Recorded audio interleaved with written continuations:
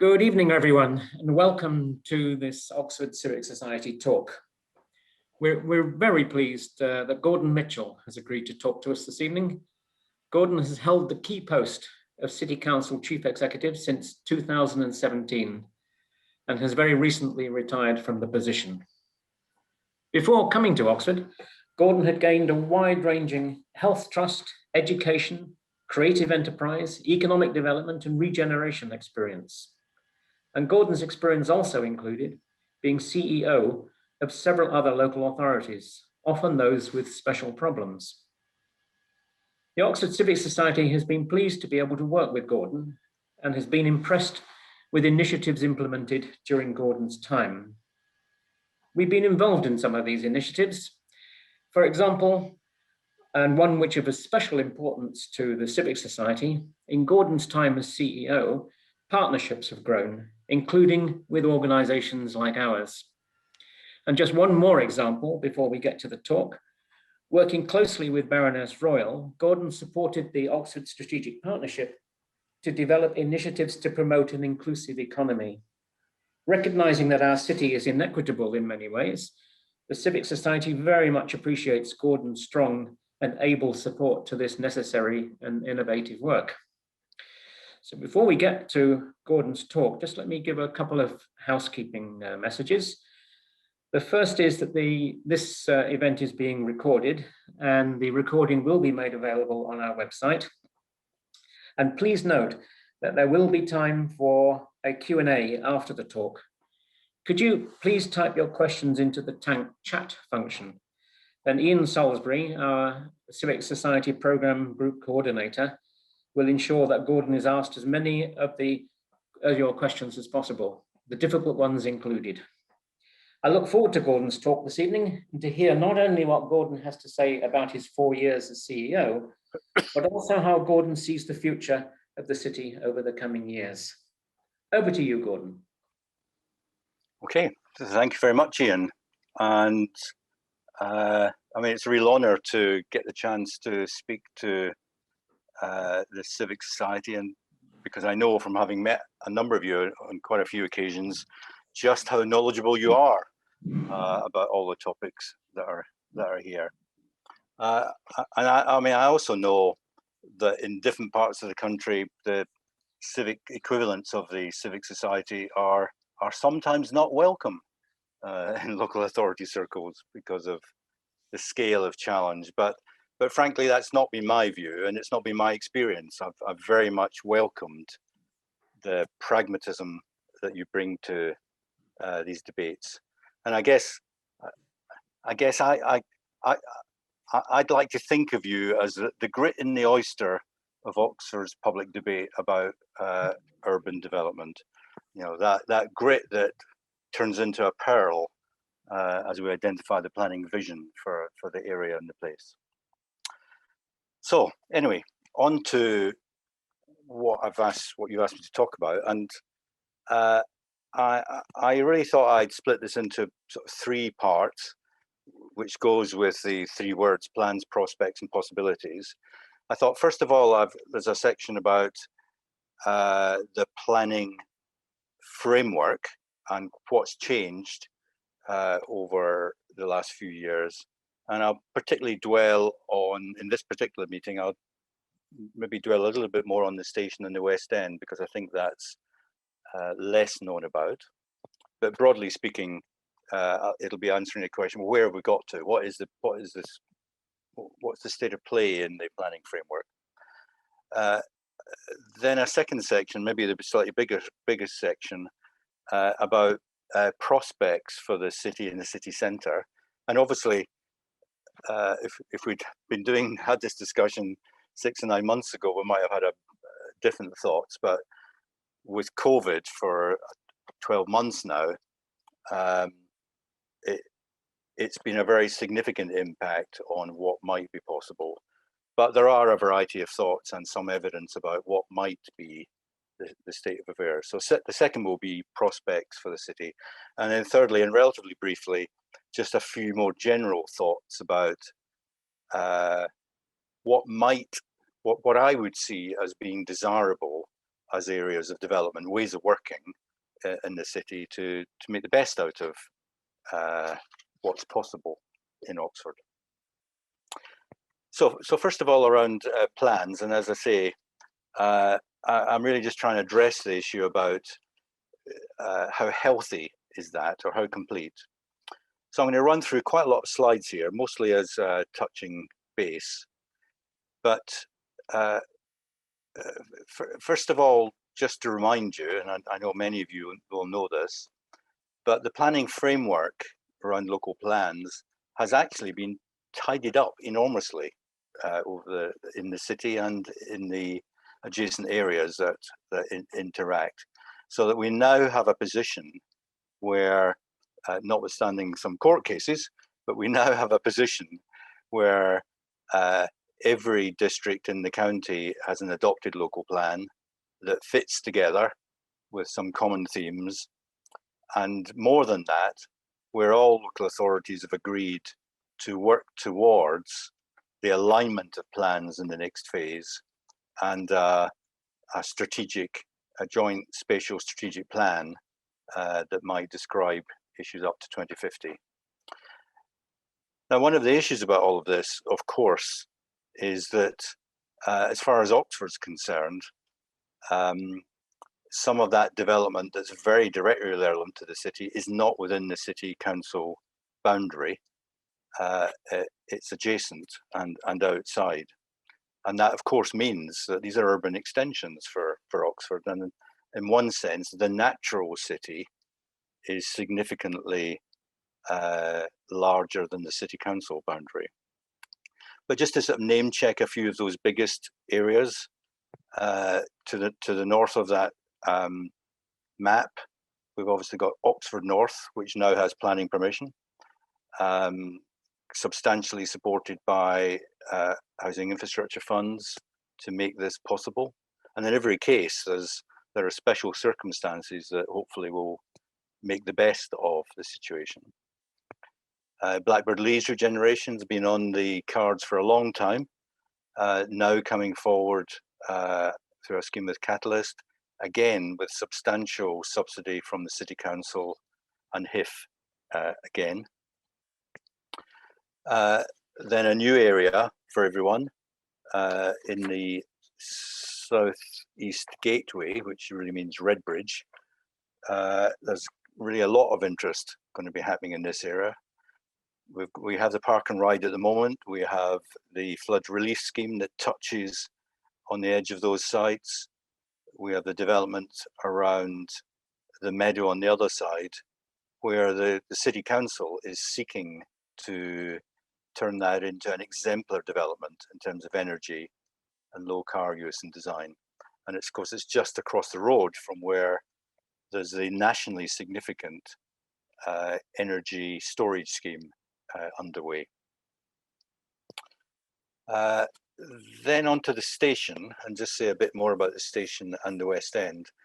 And again, I've been at various meetings over the last couple of years where different politicians have competed to say just how long ago it was that they had meetings with ministers or sought to promote the improvements around the station. And it was a bit less than 2 years ago that the leaders of the county and city councils and the chief execs began to talk about a way of getting a better focus on this. And this slide, it's headed Oxford Station West End Promoters Group. One of the things we did was to bring together a range of directly interested individuals, the landowners, those that would have to take decisions for any development to take place, and sought to support that group's understanding about the challenge for station development, and to begin to use that group as a way of channeling a much broader range of voices towards Network Rail and government about the importance of this development. Now, one of the things that happened, and you don't need to really see the detail on this, but one of the things that happened, and it was a colleague at the County Council that pulled this together as a way of trying to encapsulate just how important Oxford is for very many different operators and purposes. And this is about trying to focus on not just that we want a better station in Oxford, but why a much wider range of people should be taking an interest in investment around the station. So all of these lines, the blue lines show where there's a current rail network, the red lines where different rail developments are being talked about by operators. And this was just about trying to encapsulate its importance. Now, all of that happens in the West End, and around that group, we've particularly tried to understand each other's thinking and thoughts about the major sites, because clearly we want to join the argument up that says the station and rail transport doesn't just exist on its own. It's actually directly linked to land development, to economic development, and that part of the rationale and justification for investment in the station and rail is to open up the wider West End of the city, which has been waiting for that for quite some time. And so at every meeting, we'd go through the thoughts and plans of all the major landholders who were bringing sites forward.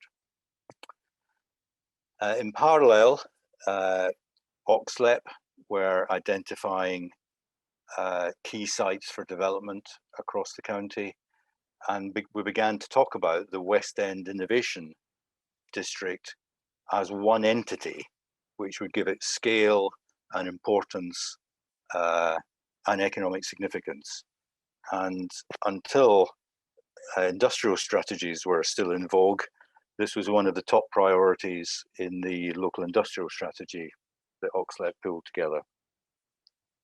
So just a couple of slides now, just sort of tidying up where we're at with all of this.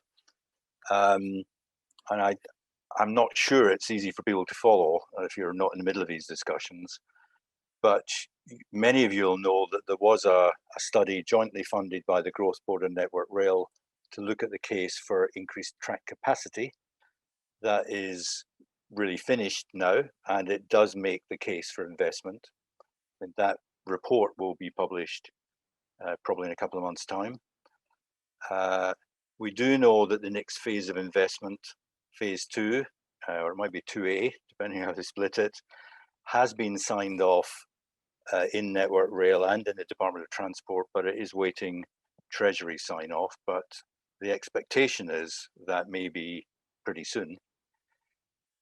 And part of the reason for being some reasonable confidence about that is that with Network Rail and primarily with their guidance, we are now setting up something called the Oxford Station Strategic Board, which would see how the station development, rail capacity, and the physical development around all of the West End sites, how those might all be aligned, both to unlock some issues perhaps, but also to get the best out of the whole development.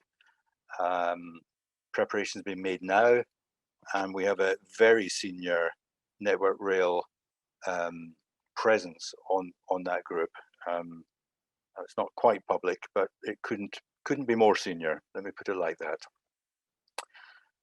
Second reason for thinking this is highly likely to move ahead is that what was described previously in documents as phase 3, there was that set of things that would be about being able to introduce other services from other places or improve stations in other parts of the rail network in Oxfordshire. Network Rail are making preparations to establish that as a programme of work, probably under the banner Oxfordshire Connects. And that would be a group that they run. And part of the aspiration, of course, is to make sure that the early phases of that are in place to link up to East-West Rail. And then lastly, in terms of promoting the West End for investment, there are moves afoot to promote that as a single entity. And that single entity at the moment looks like the largest development and investment site across the whole of the arc. So that's what we've done in this, is to raise the stakes and raise the sense of importance both for the station and the whole area. to attract more attention and development. And a couple of sets of arrows just to, this isn't obviously gospel truth, but it's the best estimate for how the phases will go through. You'll see the early parts really are, in real terms, really very, very soon through to the end of December 24. And the phase 3 work at the moment has been drawn forward to this date from one that was much more in the future. And then an equivalent around some of the major sites. And again, there's probably even more guesswork in some of these, but we should expect to see site work and planning applications over the next couple of years, and a lot of activity in those areas. So just still on the planning framework, the link here, of course, is that with the Cowley branch line, and it does require phase 2 to be completed for that to be a viable passenger line. That is incredibly important because we know we have a number of big sites that are now in the frame, both the colloquially called Grenoble Road, but also the sites that the colleges own beyond that. Okay, so in summary, we have a good planning framework at the time, but there are a number of immediate next challenges. On the left-hand side of the slide are the few that are in the very short term, which are getting the phase 2 rail development agreement over the line, and that's with Treasury at the moment. Secondly, establishing the Oxford Station Strategic Board, which is the board that will seek to align all the land developments with the development of track and station. And that is partly underway. And the prospects for that are very good because we have very senior representation from the major institutions and indeed Network Rail. And then thirdly, the program management of all the sites that we've talked about is of course a huge challenge, but the City Council has invested in project management very considerably over the last 18 to 24 months, and I think that will be good. So all of that will go well, in my view. On the right-hand side of this slide, I've really picked on four issues that are either in play or potentially challenges and risks. The first, of course, is that we need a robust transport and connectivity plan. And I particularly said here for Greater Oxford.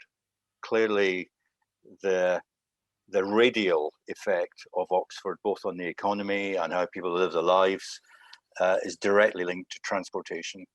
And we need to see that transport plan covering that whole area, not just the City Council boundary.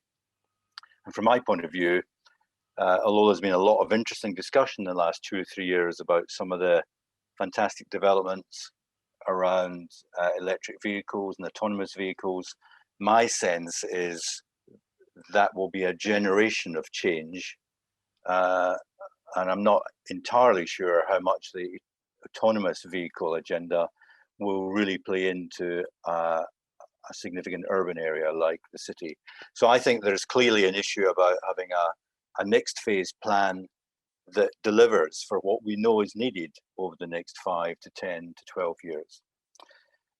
The second is about the white paper and the planning white paper, which of course came out some time ago, caused enormous debate nationally.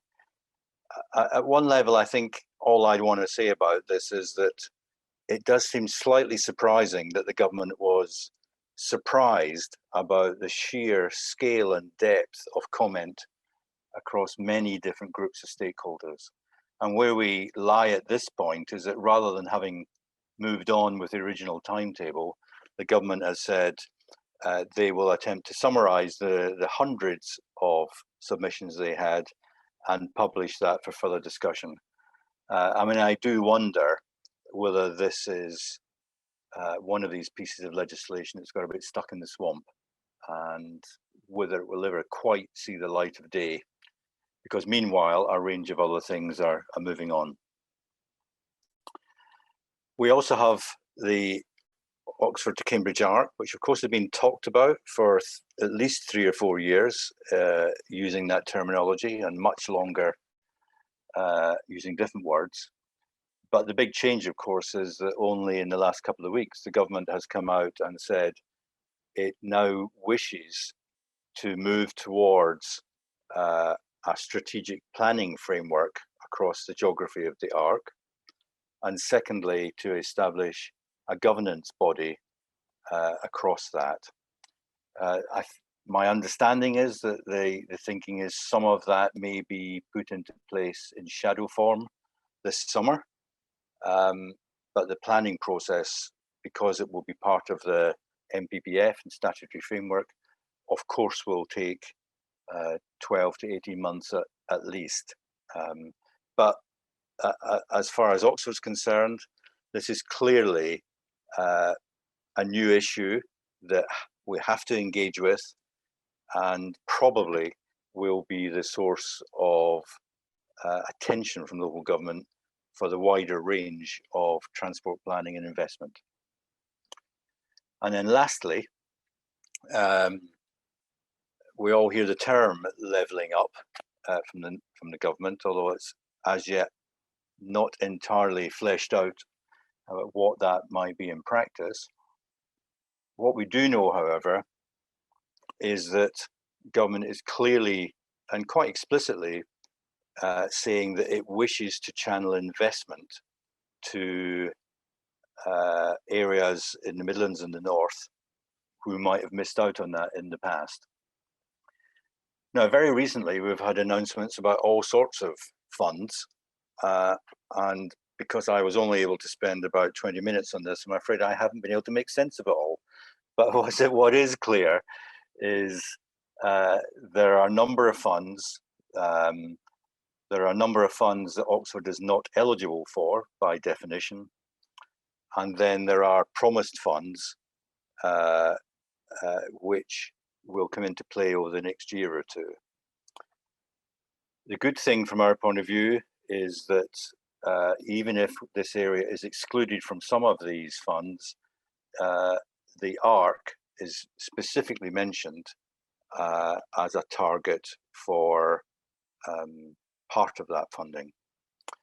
But just to show the scale of the problem so far, last summer there was a Building Back Better fund, and despite the fact that this area, I mean the county area, had many good projects that were ripe and ready to bid for that fund, in the end our allocation was really much less than our aspiration. And you'll see from the chart, which shows how the distribution happened across the country, that Oxfordshire is 5th from bottom in terms of allocation.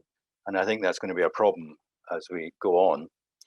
I mean, I think part of the answer for that, for me, is that we have to learn. I mean, I use the royal we here, meaning universities, Oxlet, local authorities, all of those groups that will be involved in trying to persuade the government that this is a great place to invest.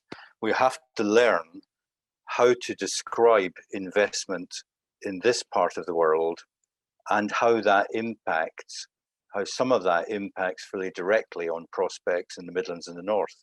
So I think it won't be enough to say, of course it's great to invest in research and startup businesses here, and it's bound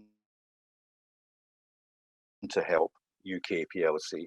I think we need to learn to be more granular than that and begin to explain how specific areas of manufacturing might be set up in other towns, how supply chains might be used in other parts of the country, and so that you can actually track how an investment in Oxfordshire could actually deliver economic and social benefit in other parts of the UK.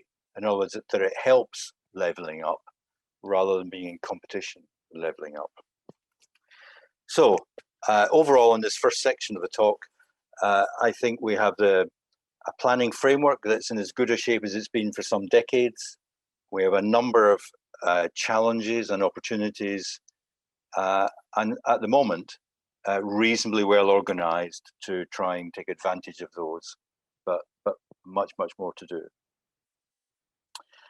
The second part of this talk is really about the city centre and the prospects for the city centre.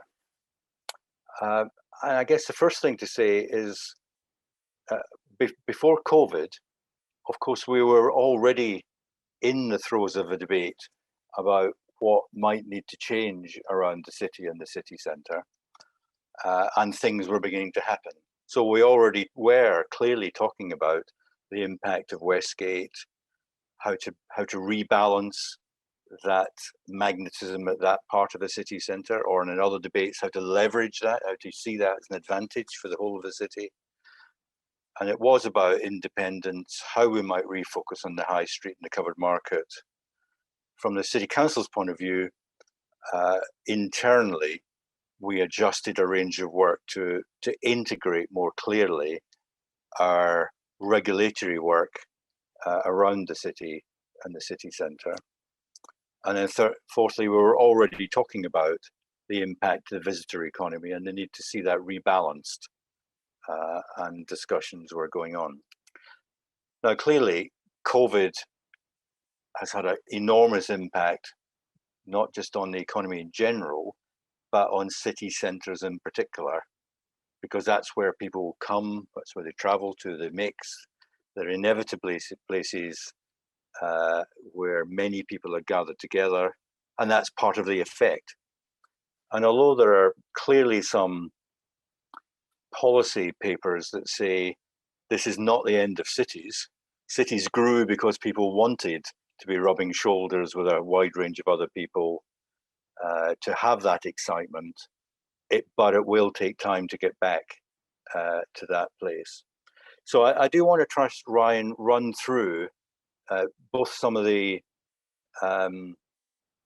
conversations that are taking place about the prospects for recovery post-COVID, and some of the reality of what we know from some studies about what people have done after the previous lockdown, and what people's attitudes are to coming back into space or attractions. Now, we're clearly at the stage where nobody knows the answers to this, but there's an awful lot of speculation. And I think the better we can focus on what the issues are to help, then the better we're likely to come out of this more constructively. So there's a number of questions here, and I'm going to work through some of these very, very briefly. It's something about customers and visitors. When are they ready to return? Not just because lockdown stops, but when are people actually think they might return for different purposes? The conversation is about the apparent large increase in home working. How's that going to affect demand for office space? The number of office workers that might be in the city to use other services? What do we know about that? Is the demand for the historic uses in the city centre, is that going to be similar, or is it, how much is it going to change? And then the tricky issue, which is, well, how will the city feel if we're wanting visitors? People come for an experience. So I guess, first of all, just to remind you that clearly some of this change was happening and will continue. Just to remember that we were already trying to explore more consistent, more broad-based use of external spaces. I think this was the Christmas market, which of course have been going for a number of years, but extending those things outside. The work was already underway on the Jesus development and the impact that will have on Corn Market Street, clearly reducing the retail footprint to smaller units. We're also, in this particular case, opening up Market Street and opening up a whole new prospect of entry to covered market. So things were already happening that are still working their way through, and some of those will just continue. So it's the end of this year that the Jesus development is anticipated to be developed, and this scenario here then comes into play. But let's just dwell on consumer behavior for a moment. And the question is, what's really been happening? Lots of chat. Now, some of the studies that are around show that online retail spend was around 20% of retail spend before COVID. During this last year, it's gone up to about 35%. So it's increased significantly, but maybe a bit less than some people think. Now, clearly, some of that's been about necessity. Some of it's been about new business offerings, and some of it's about changed habits. The question we don't know is how much might that stabilize at that level, or probably in the next year or two, probably fall back a bit, given that some of this online retail has been because there was no other way to get certain things. So it is a change, but I mean, maybe not huge. We've also had in the last year the high profile retail closures. And again, I think there's a more complicated story to look at around these. And it might be better to think about it as mostly about restructuring rather than simply depression and closures.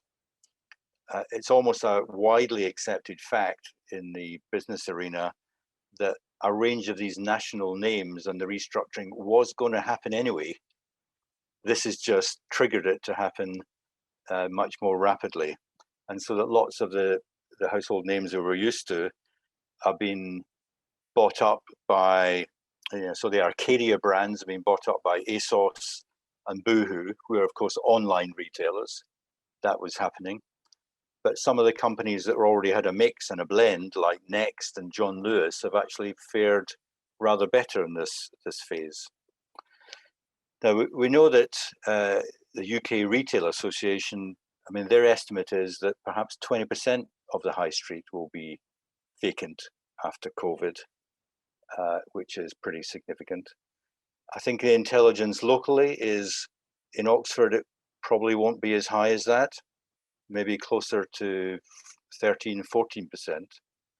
And that's partly an effect of what was here. It's partly an effect of this is a center. So by comparison to other places, some chains will choose to be here and not others. But also, despite all this apparent gloom and doom, there are operators who are signing fresh leases in this time. And of those we know about informally, many of those are either independents or prestige small chains.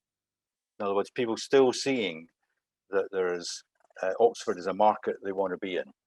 So yes, a big effect, but maybe not as bad as other places, I guess, is the summary from that. Then I'd just like to go on to talk a bit more about prospects for people coming back into the city. And I'm just using here this model that a chap called David Edwards of Scatter Clouds is using to help think about this in 3 dimensions. And the first is about travel, and it's the one that's probably most uncertain. I mean, what we do know is that after the first lockdown, people were still pretty resistant to using public transport. Rail was down 60%. In Oxfordshire, the use of buses was down 40% last summer. And we know there will be a long-term effect of this. So Peter Hendy, at a national conference about a month ago, suggested that Network Rail were assuming that there would be a medium to long-term reduction in rail use of about 10%. And that was their working assumption nationally. So this is a big issue, and not one that's easy to see how we solve, but it clearly is about confidence, encouragement, and I understand that at national level there are likely to be some campaigns around promoting use of public transport towards the tail end of the year. Secondly, motivation to visit, and I've got a number of slides here as extracts from what's called sentiment analysis. As you can imagine, all those that run big attractions and city centres are trying to track the attitude of individuals and their willingness to come back. So that what this graph shows is that there is you might say there's a growing optimism. So only a few weeks ago, for the first time in this last year, there are more people who think the worst is past than the worst is still to come. So that's good. Unfortunately, the orange line shows that about half of the population, half of those who responded, say that they don't imagine much change for the foreseeable future. But it is a moving feast. More people are feeling optimistic. Another way of asking that question is, how long do you think it's going to be before life returns to some sort of normality? Now, that hasn't changed a lot. The bad news is that the arrival of the second lockdown and the new strains rather solidified some pessimism about people's intended behavior, as you can imagine. But on average, people think maybe it'll be about a year before things begin to return to some sort of normality. And these questions were mid-February. And then thirdly here, asking questions about, well, how soon would you think about coming back to certain types of locations and attractions? And again, there's mixed news here, depending how you look at it. There are a body of people who say that they will come to all sorts of different things as soon as it is practically feasible and the rules allow it. But there has, as a result of this second lockdown, there has been an increase in the number of people who will wait and see, or who think it's unlikely that they'll want to visit for a long time. And that includes things like even gardens and parks, as well as museums, art galleries, and other attractions. I haven't included the slide here, but in and amongst that group, there's a clear split in the population. Those people who are under 25 or adults with young children do see themselves coming back as soon as it's practical, whereas the over 55s are very much more cautious and and see themselves unlikely to want to visit for quite a long time. So over the space of the next year or so, I think there will be something about, is the short-term marketing to the younger age group to make the best of what's realistic? And then what do we do about trying to build confidence and attract people who are much more reluctant at this stage to come and gather with others? So some pointers. The third element of this model is around money to spend. And there's a sort of big headline and then there's a sub-headline. The big headline is that the ONS data shows that household savings on average are at 2.5 times normal over lockdown because people haven't spent. One of the stories beneath that headline, of course, is that that's not true for every part of the community. And in a recent IFS study, it shows that the poorest 1/5 of the population have lost more money over this period by comparison to everybody else. So the poorest 1/5 saw a loss of about £170 a month decline in their bank balances. However, that means that a majority of the population have money that they would otherwise expect to be spending. Will there be a bounce? The experience in the summer, as lockdown lifted in both Wales and Scotland at different times from England, is that there was a bounce. There was a bounce of 2 or 3 or 4 weeks of people rushing back in to spend.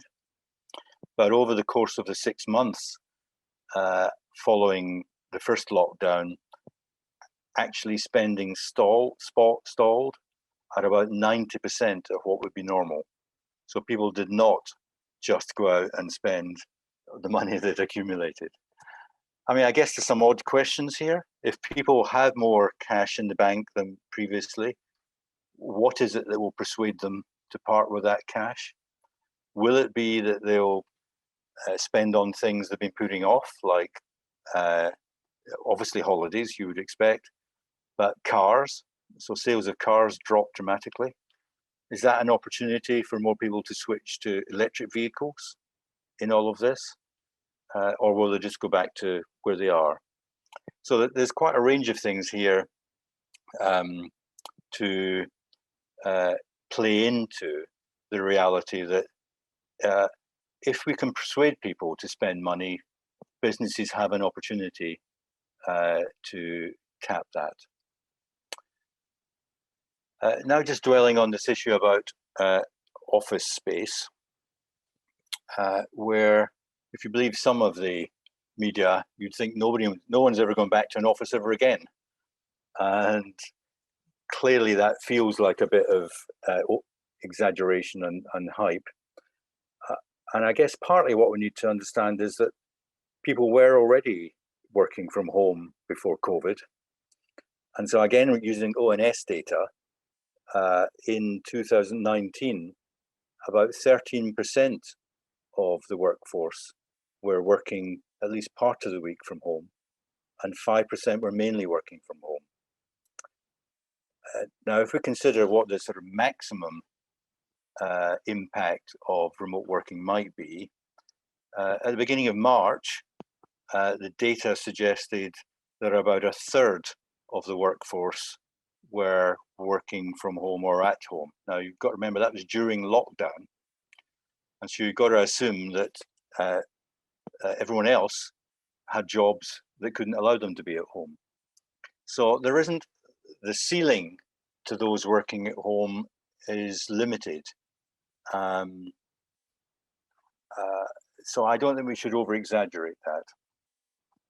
I mean, in Oxford's case, the view from a variety of surveyors in the industry locally is that despite the fact there are some businesses locally, particularly professional services and those in service industries, who are actively downsizing now, maybe to 30 or 40% of the space they've had, surveyors say the demand for office type spaces was so high before we ever got to COVID that they are still having conversations with people who are looking for space that they can't find. So I think there will be change in churn, but I think in Oxford there's some reasonable basis to be cautiously optimistic about what's possible. Further technical demands in this are some way off. I mean, it's really interesting to think of PwC have been experimenting for 3 years using virtual reality to try and allow people to take part in blended meetings in offices, but it's 3 years where they haven't moved their whole workforce. It's experimentation and really interesting. So let me just say something about city centre strategy, which again was due to start just as COVID hit. So the City Council was going to do a review of strategy and attempt to propose a number of adjustments and changes. The headline is, we do expect this document now, so work has been going on in the background, albeit paused. We do expect a strategy document to come out probably May or June of this year for consultation. And the sorts of things that you would expect are the ones that have been in conversation before, but maybe just trying to be clearer about those elements for change. One will be about the definition of the centre, and now, given what I said earlier about the developments around the West End, I think we'd want to think of the city centre as encompassing the station and West End, rather than seeing it as just outside the centre. And that begins to force us to ask questions about connectivity and communication and movement around those areas. And I think also you should expect there will be proposals around a rebalancing of city centre uses, not unexpected for many people. So more leisure, probably more foot traffic, probably some increase in housing, in space which undergoes transition from other uses, and probably a focus on a different balance of tourism. And of course, some of that's happening. And if I just sort of name check a few things. So even in the middle of all of this, these are the photographs about how the new hotel would replace the Boswell's area might look. And of course, that's now got planning permission, and the joint venture arrangements are in place. That all looks to be going ahead. You'll know that proposals were brought forward by Lothbury for very radical change around Clarendon Centre. These were made public in the autumn, and that's about taking the roof off and opening up public spaces in the way that we said we thought we might need more of. It's another shot of how that might look. Thirdly, we need to be making more of events, both as attractors and as creating atmosphere and multiple different uses, making sure people can latch into several of the uses in the city centre. And then there'll be more of what we've been trying. If you remember, this was last summer in George Street, really showed what might be possible. And this is, if you remember, this is closing the street for part of the day, not the whole day, but allowing a spill out. And then, of course, in public spaces, this again was last summer in Broad Street. Goodness, look at that sun. It's a really sun. Excellent. We'll see more. Yeah, we're planning for more sun this summer as well. But we saw what could happen in Broad Street, and clearly, City Council, along with other organisations, and most recently OPT, would like to pursue this idea of creating more of a sense of square around Broad Street, rather than just being a traffic area. So definitely a focus. And then again, making more uses of space that we have. This bit looks like Pigeon Plaza at the moment, but how to make more use of that more regularly. So in terms of the city, then it is about refocusing on a plan and a strategy, recognizing that the design and the ideas around the city are about creating a place and activities where people want to come to, whether that's to live or to work or to visit.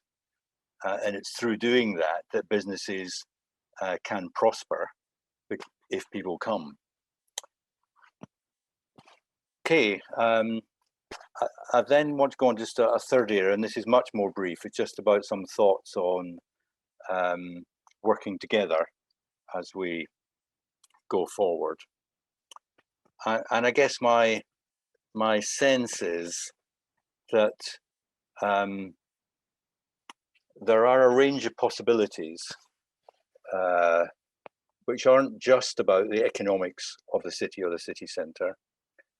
There are possibilities that can be, that are things we could build on what we've been doing for the last 2, 3, 4, 5 years and make more of. And I think these are in development, but it needs many voices to make these more likely. We have such a willingness and collaboration. We've got to capture that somehow. We have something that's about, and I'll come back to the issue of collaboration on particular issues just in 1 second, but it seems to me we need to broaden that agenda, the areas that we're working on, and we've begun to do that, but there's more to be done. We have to recognize that all major changes in the city are going to be contested. It is the nature of a city environment that if there are proposals around bus gates or changes to bus routes, there will be some that are in favor and some against.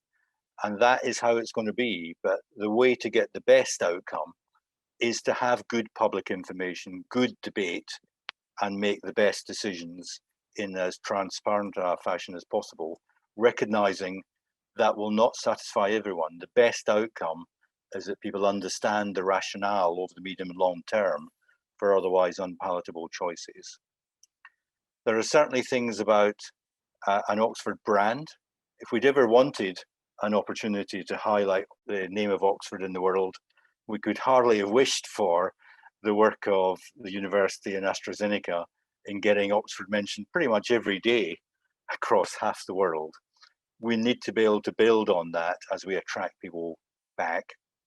And then there's something about recognizing that we have unbelievable assets in terms of not just place and buildings, but brains and networks. How do we make the most of that? And so I just want to talk about one example as a way of how we bring that forward. And I'll do this extremely quickly, but people will know that there's a lot of publicity around the Citizens' Assembly and climate change, but I want to use this as an example of where an issue in the city has been going on for a number of years, previously using the term sustainability, where a variety of interest groups were doing things, some organizations were doing things, and we've gone through a process, both of public debate, as I was just saying, around these contested issues, try to help educate people and the trade-offs that are required. And then using that through different players, explaining what they've been doing. I just happened to pick Landsec here as a slide, but there are many others. Bus company doing lots of activity around electrification of the buses and experimenting with different routes. And then only last, or was it 6, 7 or 8 weeks ago, where we moved to the position of trying to encapsulate this as an exercise that multiple organizations would work together on. So this is just a screen grab from the Zero Carbon City Summit, where there were 21 of the major organizations, including private sector businesses, came together to say, this is an agenda we all want to work on. We've got things to do in our own organizations, but we recognize that moving forward in concert, we're going to have a much bigger impact on the city. So we had senior people here from the universities, from the largest companies, Unipart, BMW, the 2 councils, bus companies, and so on. Some of these people from other parts of the world joining in this debate. And so we had an example here of how we can have one issue growing where the coalition of interest and aligned work stands to make a major impact on the city. Now we have a second issue that we've begun work on, which is around inclusive growth. People know that over the last 15 to 18 months, slightly interrupted by COVID, we were trying to develop understanding about, well, what's the problem about inequality in the economy and how might we go about solving that. I think we were clear from the outcome of all those big seminars that a city is nothing if it's very successful in one part and other parts of the population are not getting access to those opportunities. And I think we've developed some understanding about that. And through COVID, it's become a sharper problem. We know that the level of unemployment now is 3 times what it was before, both in the city and the county. So in the city, that's an additional 4,000 people now that have already lost their jobs. And we know that there are 37,000 people furloughed across the county. And it would seem unlikely that every single one of those are going to resume their work upon reopening.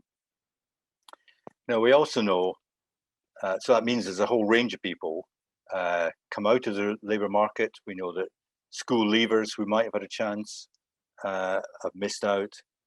And in the meantime, we know that in the year 2020, that actually there was an increase in business formations in the county and the city on the year before. So in the county, there are almost 5,500 new businesses formed in 2020. 1,200 of those in the city. Question is, how do we bring all that together to solve the problems that some of our population have and the opportunities of other? Now, there are other generic issues too. Now, the more general point about a successful city and how all of these things I've been talking about come together, I mean, it's encapsulated in this cartoon I like to use, which is that if you're going to have a successful city, it can't work with everyone doing their own thing.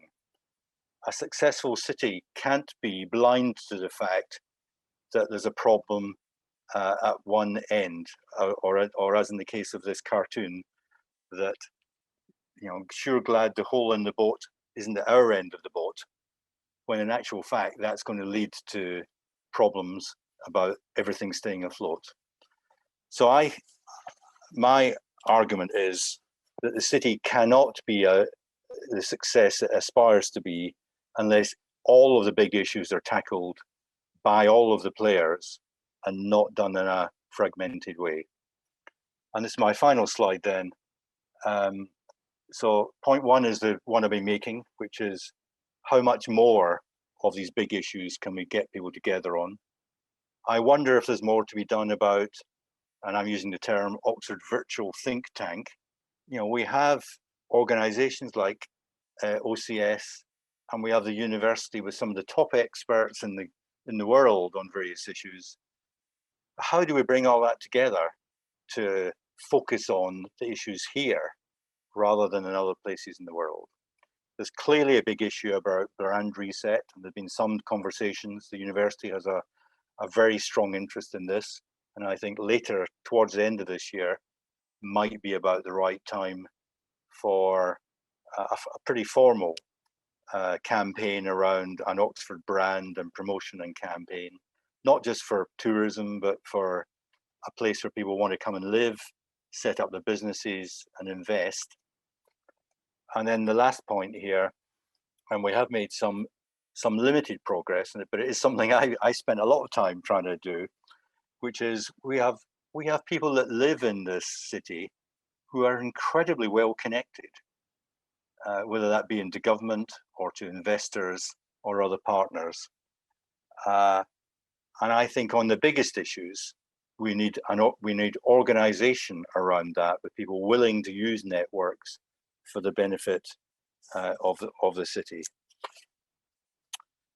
So overall, despite everything and the year of COVID, I think there are reasons to be optimistic about the prospects for the city.